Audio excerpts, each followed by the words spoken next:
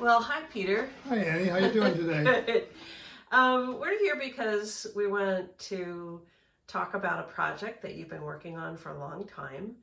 It's called the Music Box, and I have to admit, I'm pretty excited about it too. Why don't you tell everyone a little bit about what the Music Box is? So the Music Box is the name we gave to a search engine that contains thousands of songs and also thousands of songwriters and performing and recording artists. And it gives people a chance both to learn about the different songs and artists and to get lots and lots of information on each of them. Like the two lists of the songs and the artists are completely interwoven. So if someone wants to learn a tune that's in one of our songbooks, in Rise Up Singing or Rise Again, they would go to the Music Box section of our website and search for the title? This is actually probably the main reason people use the Music Box, because of course our songbooks don't contain melodies except occasionally on rounds, and so people often want to know how to learn the songs. This is probably the easiest and quickest way to learn songs, is to go to the Music Box, enter a song in the search engine, and then listen to anywhere from 2 or 3 to a dozen different recordings by different artists of that song.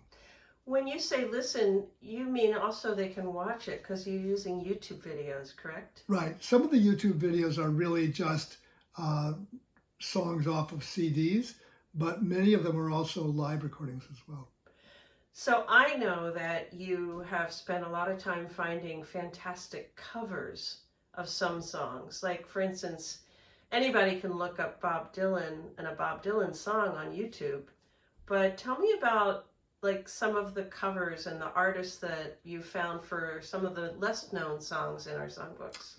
Well, sometimes the lesser known songs are only really recorded by the person who wrote it, or maybe 1 or 2 artists. But certain songs that are well-known songs, like say a Bob Dylan song or a Beatles song or a jazz standard, might actually be recorded by lots and lots of really excellent artists. Like jazz standards tend to not only be recorded by a lot of the older great jazz singers, but also have been recorded by people like Willie Nelson, and other singers today kind of have branched into it. Linda Ronstadt sang lots of Motown songs for a long time. And so you can sometimes see very, very different takes on a song by the different kind of artists that have recorded it. It seems to me that the Music Box is a little bit like a mirror to our songbook projects, because I know that you can look up songs that are in a certain genre, correct? That's true. If you wanted to find all the songs in the 2 songbooks that are, say, blues, or all the songs that were rounds, or all the songs that were of a particular language, like all the Spanish songs or French songs, you can put those in the search engine and quickly find where they're located.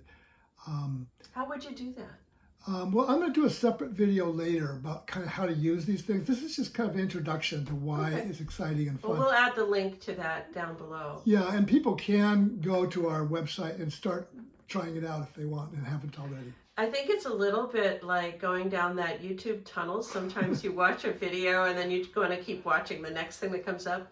But what I think is really fun about this project is that you have managed to organize it kind of like we've organized our songbooks, geared towards having a really good resource, like for teachers that want to have a certain subject, or for people that are just, you know, love to sing and want to find out how many songs by different artists are in the book. But my question for you is, we're talking about songwriters. What about performers? Can you plug in the name of a performer that's not just a songwriter? Yes, some singers really pretty much do only their own songs, like Joni Mitchell, but other performers actually, for instance, Nancy Griffith, like to sing lots of different people's songs. Eva Cassidy are 2 people who are really good at that. And so you can find all the songs that are recorded, because all the songs that have videos loaded into our website automatically show up in a list. So you can see sometimes as much as 20 or 30 or more songs by a given artist. So you get a range of the kind of material they recorded, and watch lots and lots of songs that they recorded. That's awesome. I mean, finally, I think the last thing I'm interested in you telling our fans and our listeners is, like, with Rise Up Singing, you know, we had 1,200 songs in that songbook. And then when we made Rise Again, we put 1,200 different songs in that songbook. But since those two books have come out, there's all these great artists who've been writing fantastic songs since then. And I know that you've put a bunch of those on our website as well. So can you just talk finally a little bit about, like, if someone wants to see a song by Mum Muse, or if someone wants to listen to certain songs that are not just genres, but, like you were saying, categories of indie or more, you know, songs that are about the environment, how that would work. A lot of people did send us, you know, songs that they really think would be good to put in the new book, but it was obviously still very limited. And there are lots and lots of terrific artists that we only maybe put in one song because we didn't know a lot of their songs. We only had one Joe Jenks or two Joe Jenks songs maybe in our books, but you know, he's written tons and tons of great songs. And so any songs that didn't make it, either because we didn't know the song or it actually wasn't even written in some cases when we made the books, can still be put in the music box. And people will write me and email me saying, have you heard of this song? And if I like it and think would be of interest to other people, I'll make a page for that song, and maybe for the artist if they're not already in our system, and put it in the music box. So that's why there's literally probably a couple thousand more songs that aren't in our songbooks that are in the music box. Do you help people with lyrics sometimes? Do you have to get permission to put the lyrics of a certain song on the page if it's not in our songbooks? Lyrics are pretty generally put up on the internet, even if the artist doesn't give permission. There are lots and lots of websites out there that show lyrics, but a lot of times those lyrics are wrong. If a song is not in our songbook, I will usually put at least the lyrics in there, and often the chords as well. And if obviously I do check if I can, if I know how to contact the artist, and I've never had anybody object to their lyrics being put up there. So it is a great way to learn the lyrics, and some cases even the chords of songs that aren't in our books, because obviously there are many great songs that are not in there. So finally, if people want to find the music box and they go to the homepage of riseupandsing.org, how do they get to the music box? All the music box resources are under a tab called Songs. And right at the top, it says the music box under Songs, and then it says Song Search, Artist Search, and things like topic searches that you can also do. But in addition, if you forget where it's located, if you just write after riseupandsing.org / and write music box in there, it'll take you right away to the music box.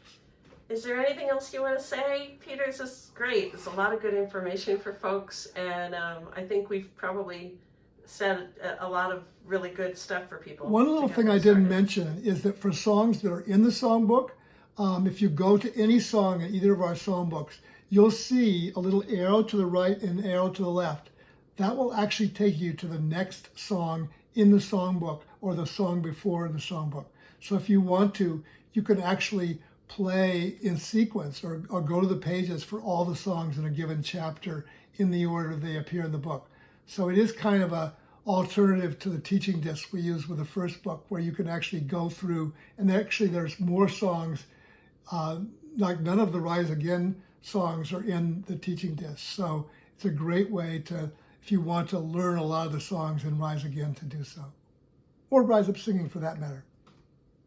All right, well, thank you for filling us in. This has been Annie Patterson and Peter Blood, and gotta say, love the t-shirt. I will say that in the coming weeks and months, we're going to create videos specifically on how to do a song search, how to do an artist search, and things like that, because they are instructions on our website, but videos sometimes are better.